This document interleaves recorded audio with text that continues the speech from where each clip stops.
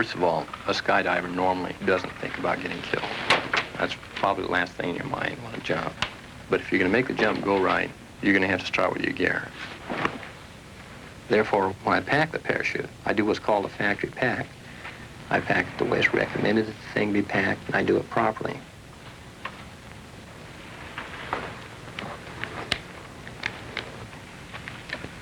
When a person starts jumping as a student, they're watched over very carefully.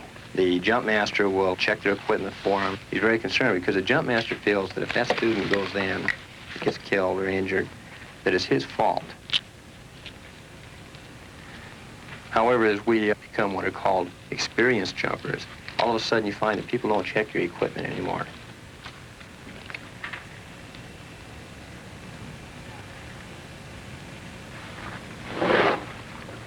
I remember jumping one individual, and we were forming a formation. It was called a star. And I was watching him over my reserve where I could see my altimeter, and he just kept right on going, getting smaller and smaller against the ground.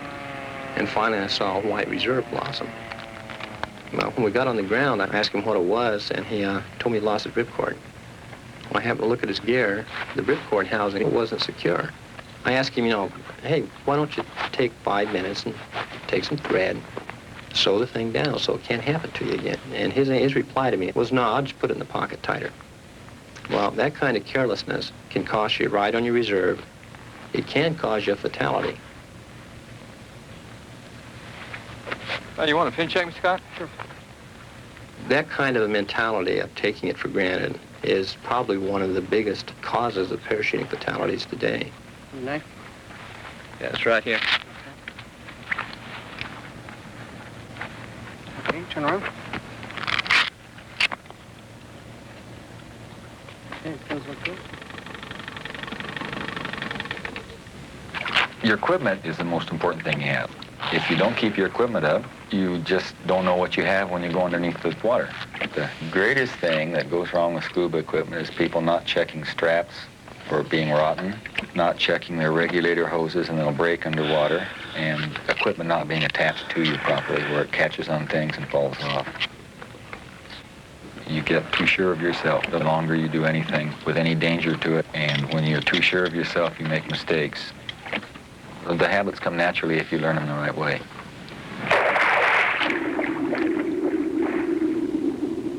A lot of accidents are merely caused by people not being aware and doing very careless things. My advice to any police officer would be to learn his weapon, learn how to use it, learn the basics, and think of the weapon as part of his person.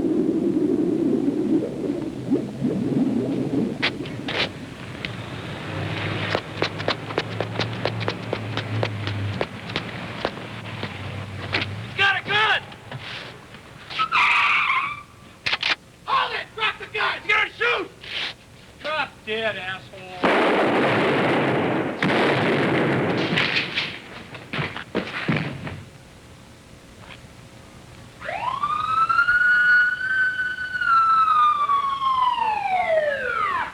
Ivan, you encourage them to get the crowd back. Move them back. In a situation where you have a dead suspect and several police officers standing around, it would be very easy for mistakes to be made, mainly because of the fact that the officers are hypered up and in another world for a few minutes. Okay, give me a brief rundown. Real quick, what happened? Had a robbery suspect chasing down the alley. Got him against the wall, spun, had a gun in his hand, and we dumped it. How many officers? There's 3 of us involved. Myself, Beth, and Ivan. Okay, all 3, you came down the alley together? Myself and Beth came down in the first unit. Henry was in the second. There's one thing that the weapon I carry on duty and the parachute I use in my hobby have in common. There is absolutely no other tool that's going to do the job when it's required. Okay. Ivan, I want you and Bess to relieve ASAP. The fact is that firing a properly functioning weapon is only one of many situations in which you'll come in contact with firearms. Experienced officers agree that the more you work with firearms, the greater the risk of developing habits that cause accidents. In the past, Hundreds of tragic lessons have been learned by officers who just did not understand the risks involved in being unfamiliar with or complacent with firearms. The principles we'll review here will help you handle any gun safely, those you recover from suspects, as well as your off-duty and on-duty weapons.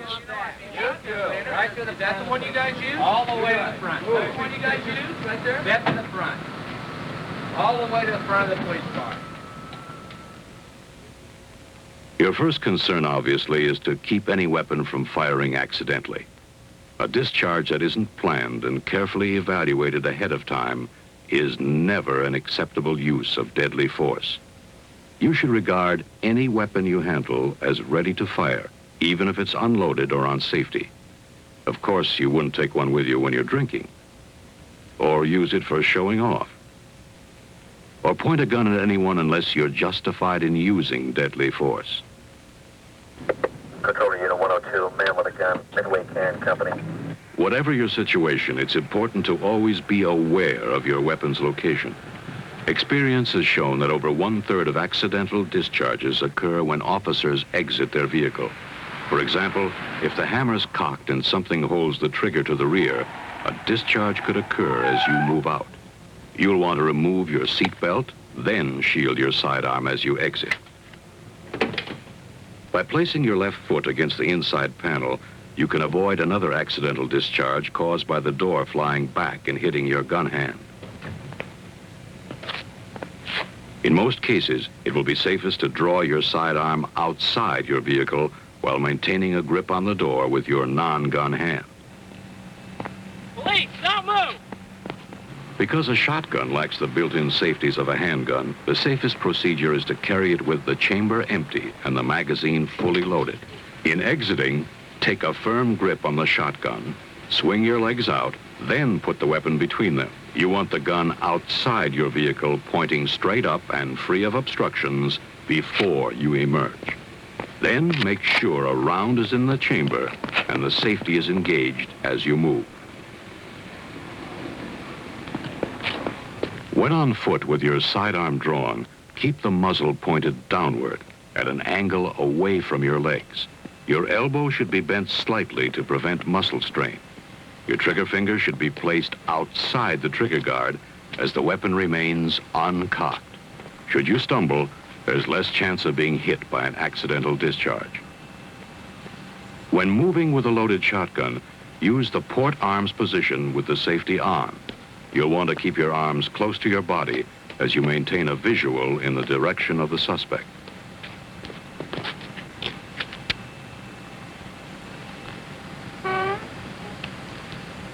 Drop the gun!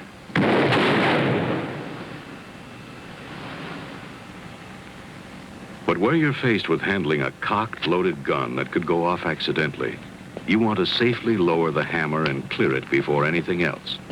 Keep in mind that your judgment about personal safety in this situation will force the scene to be altered. As you study the suspect, be able to recall in your notes later the position of his gun and rounds in the cylinder. Keep the muzzle pointed in a safe direction and make sure his finger is off the trigger. Then place the thumb of your weak hand between the cocked hammer and frame. With your other thumb holding the hammer, apply just enough trigger pressure to free the hammer. Now take your finger off the trigger, lower the hammer onto your thumbnail. Once the hammer's at rest, unload his weapon. All the time, remember that the suspect may still be a threat and armed with other loaded weapons. In rendering a found weapon safe, there are a few basic rules to follow. With this .38 Special Derringer, the breech is opened and the cartridge is removed. The gun is uncocked and transported with the breech left open. Try to examine the area to see where the weapon is resting. If it's an M1 carbine that hasn't been booby-trapped, move the safety selector switch to the on position. Now rotate the gun so it rests on its sights and remove the magazine. Next, pull the slide rod back to eject any chambered rounds. Remember in all these cases to make sure your handling the weapon is justified. If it is, remember to keep your fingers outside the trigger guard. With a bolt-action weapon, the procedure is similar for rendering the weapon safe. Locate the safety and engage it. Then release the magazine locking device. Once the magazine is removed, slide the bolt back and remove any chambered rounds. Remember to keep the bolt open as it's transported. Weapons found or recovered from suspects may not be in good working condition and may be subject to accidental discharge. For example, loose trigger movement could indicate a loose bolt assembly. This could easily permit a discharge as the bolt is closed. Some street weapons, like this .45, may discharge from pressure without even pulling the trigger. Other suspect weapons may contain a jammed cartridge requiring special care. What would you do to prevent this gun from firing accidentally? And what if you responded to this crime scene? Would you resist the temptation to touch important evidence if you didn't have to? Please, don't move! Experience has shown that one of the riskiest moments for an accidental discharge is when you're making an arrest. The finger away from the trigger. Some firearms may discharge if dropped. Place the gun on the ground, very slowly. So you command the suspect to surrender his gun in the safest way possible. Unlike this approach, have you ever observed an officer making an arrest like this? Do you think the situation was really under control? How would you have reacted? As you approach, remember you want to control your own gun as well as suspect weapons which may be concealed. Holster your own weapon, uncock, and keep that side away from the suspect. Even though your attention is now focused primarily on cuffing, you still want to remain aware of your weapon's location. For example, could this detective have reached his revolver quickly if he had needed it? Or would its position be more accessible to someone coming up from behind? If you're alone and your suspect has been secured in your patrol car, you now want to secure his weapons. You again use your thumb as a block to safely lower the hammer. Remove the magazine and inspect the open chamber. Then use your weak hand to pull the slide back to the locked position. With the revolver, first check to see if it's cocked. With the hammer lowered, remove any rounds. Then place your index and middle fingers under the top strap so the cylinder can't swing closed. Chrissy's got a gun up front. Okay. If you have a backup, Don't one make of a you move. takes charge of securing the suspect's weapon. The other's primary attention is kept on the suspect. Suspect weapons are again unloaded and secured after the suspect has been secured.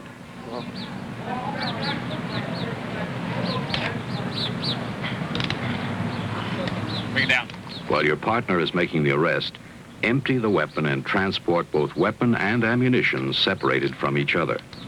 In most cases, the technique for transporting handguns and ammunition can be as simple as this.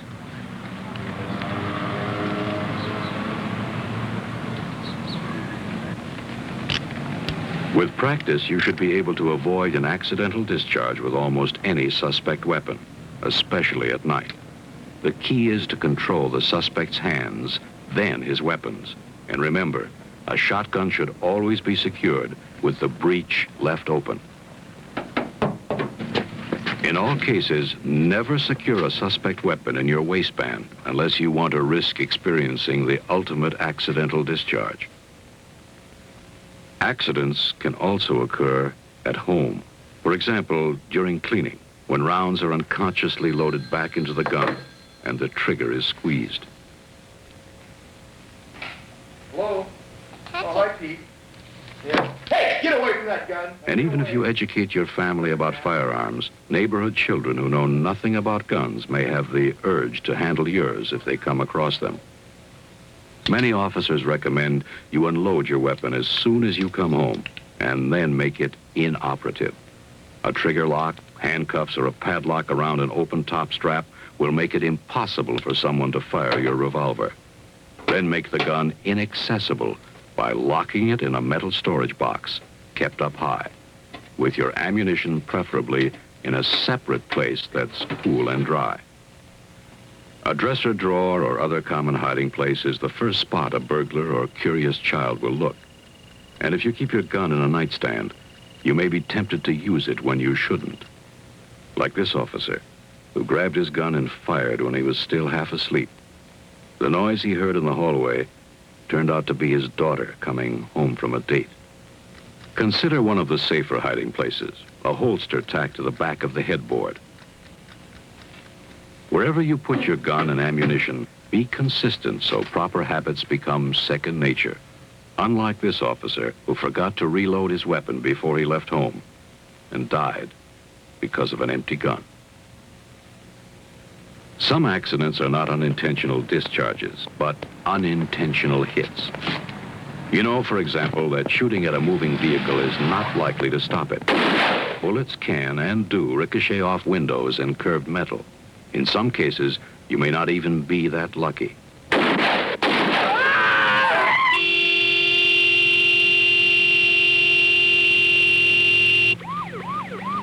Shooting from a moving vehicle is equally dangerous and only increases your risk of an unintentional hit. This technique may look great in the movies, but the odds of getting on target safely are about 0. The odds of shooting holes into your hood are about 100%. And if the suspect stops to shoot it out, you'll be stuck with a partially or totally empty weapon. The theory is that warning shots help stop a fleeing felon. Please, stop, or I'll shoot! But they may also result in unintentional hits. If you shoot toward the ground, you may wound yourself, or the bullet may ricochet into someone else. If you shoot into the air, the suspect may not even react, and you have no control over where the bullet eventually lands. In all cases, you're responsible where all your bullets strike, regardless of intent. I wonder if we can get some.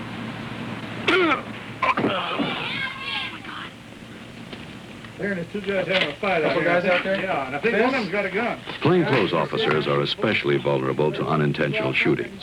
In some cases, they are shot by uniformed officers who have not verbally identified themselves. Please, somebody move! I'm a police officer. Don't shoot. You take your finger off that trigger right now. All right, don't shoot on the police officer. I'm the police. If you're the challenging officer, stay behind cover until you find out who you're dealing with. Announce your office in the challenge. Okay, just keep it down. Okay, now you just step off a little bit. Both of you turn around so I can see the backs. Step away. Watch him. Walk slow or you're dead. If you're the officer challenged, a special response may confirm who you are. Now both of you down on your knees. On your knees. Watch him. Part needs a felon. Watch him. You say you're a cop. What state are you from? California. What's the penal code section for murder in that state? 187 PC. How about you in front? What's the penal code section for robbery in California? 243. Until the situation is diffused, hold your position and don't go for your ID until he gives you permission. Get your hands up. I got my badge on my belt on the left side, clipped to my Okay, belt. you turn around real slow like. To the challenging officer, initially, you have the same status as the suspect. Real slow. Okay, just step up. In some situations, your loss of control over your weapon involves a malfunction that makes it impossible to fire. Put all the bread in the basket. There's a robbery. Hurry up. Come on, all the bread. Come on. Officers have died because of something as obvious as forgetting to release the safety on a semi-automatic. Unless you're totally familiar with your on- and off-duty weapons, stress can force you to forget almost anything. Excessive roughness can throw the cylinder out of time and prevent live rounds from firing. Exposure to snow, rain, and continued lack of care finally caught up with the officer who owned this gun. It only failed him once. On the left is a live cartridge which never fired from that revolver. The hammerfall was so light and off-center, the primer couldn't detonate. On the right is a fired primer from a revolver which had been cared for. If you drop a handgun, you can expect the front sight to become bent or broken off, or the hammer can break off, or the ejector rod may become bent so you can't eject spent casings any further than this. If you use a semi-automatic and slam in a magazine or drop it, the lips may become bent. The magazine won't seat properly and may not feed a new cartridge into the chamber after you pull the trigger. Instead, you'll want to gently insert the magazine to ensure that live rounds will fire properly. Disregarding your weapon through complacency or poor attitude has resulted in many officers losing a finger or losing an eye. Your weapon is a precisely crafted instrument. In fact, 4 million guns of this same model alone have been manufactured, with tolerances held within 0.002 of an inch. The same quality and care went into manufacturing this semi-automatic with over 15 moving parts. Here, there are over 20 moving parts which simultaneously make this shotgun fire.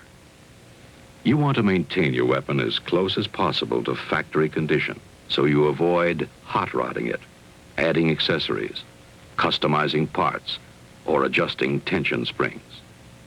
Hot rodding may be okay for competitive combat target shooting, but on the street, every change increases your chance of a malfunction. Robert, put all the bread in the basket. Come on, hurry up. Put it in the sack. Hurry up. Here, the malfunction was caused by a trigger shoe. The holding screw worked loose, allowing the shoe to slip down to where it jammed the trigger. The result was a weapon which couldn't fire. Numerous officers have died because of another avoidable weapon malfunction. So, Robert, put all the bread in the basket. Stove, move. Police, don't move!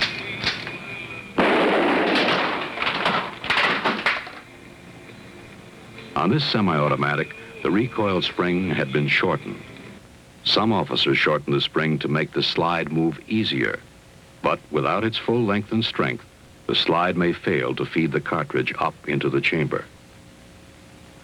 You can further minimize the risk of a malfunction by routinely checking your weapon. With an unloaded revolver, first check the barrel. Is it free of bulges? Is it tight? Are the sights firm? Is the bore clear of obstructions? Work the ejector rod several times. Is it straight and moving freely? Is its tip screwed on tight? If it's loose, the cylinder will not open and close properly. Now close the cylinder and see if it rotates smoothly without skipping as you drive fire. Does the hammer nose enter the bushing far enough to fire? Is the firing pin secure? With the hammer held back slightly and your finger off the trigger, gently attempt to rotate the cylinder. If you can see or feel any pronounced movement, this is an indication the revolver is out of time and in need of repair. Check the screws on the side plate and grip panels to be sure they are firmly in place. When you load again, it's a good idea to have some cushion for your shells should they drop. If they land on the primer on a rough, hard surface, they can detonate. Here you're concerned with the same serviceability checks, especially since semi-automatics have more moving parts than revolvers. First, make sure you're empty by removing the magazine. Next, check the action of the safety to make sure it moves properly.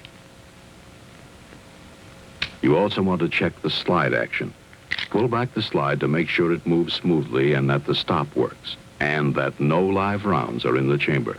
Inspect the ejection port and magazine well for obstructions. With the hammer release safety on, let the slide spring forward. The slide should return smoothly to its original position. With the hammer cocked and the safety in the fire position, engage the manual safety which allows the hammer to move forward. Now engage and disengage the safety again from its rest position to ensure that the safety and hammer function properly. Examine the magazine carefully for dents on the side. A worn-out magazine spring can also be a cause of failure to feed. When you insert a good magazine, be sure it clicks and locks into position. If it doesn't, the gun will probably not fire. In some cases, because of your shift, you may have to use a location like this for a serviceability check. However, if at all possible, do the check on the range, or while standing over a large metal container filled with sand. Accidental discharges in locker rooms are something you've heard about, right? Just remember, they're rooted in the kind of negligence your fellow officers may never forgive you for. Occasionally, even a serviceability check on a semi-automatic will fail to feed or eject rounds while shooting. You may be able to correct this situation if you pull the slide to the rear Then tilt the gun to the side, which allows the shell to eject.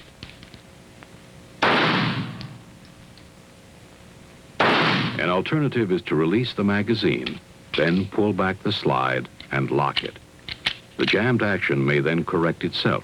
The magazine can be reinserted and proper operation resumed.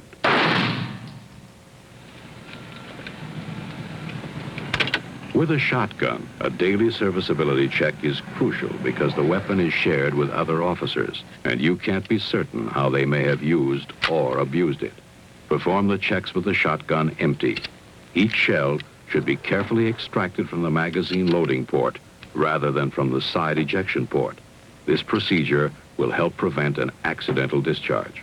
You want to inspect the barrel for obstructions, using your fingernail inside to help reflect light. To test the safety, push it on. Then squeeze the trigger. If the safety works properly, the trigger will not click. At some point, you may have reason to check the effectiveness of the firing pin. With the safety engaged, carefully remove the magazine cap and remove the barrel. Now, cock the shotgun. Place a penny against the firing pin hole and hold the penny in with one finger. When you pull the trigger, the pin should hit the coin with enough force to dent it. Here the dent is centered between Lincoln's ear and nose. If the firing pin doesn't dent the coin, it's probably broken and it won't detonate your shells.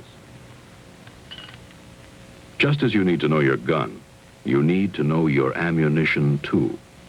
There's an incredible variety of .38 caliber and 9mm handgun ammunition manufactured in this country.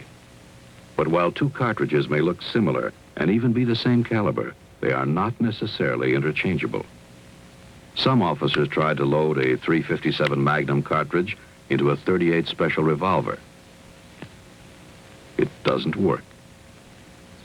A 16-gauge shotgun shell placed in a 12-gauge shotgun fits loosely. If a 12-gauge shell is then placed behind it, the gun can explode if fired. Only a 12-gauge shotgun shell belongs in a 12-gauge shotgun. Selecting the right ammunition also involves getting it from a reliable source. Reloads may be okay for the range, but your department should insist on factory-loaded ammunition only for use on duty. The quality control of reloads in general is such that they may carry too much powder with these results. A blown-out cylinder and shell casing, or an exploded top strap, or an exploded barrel.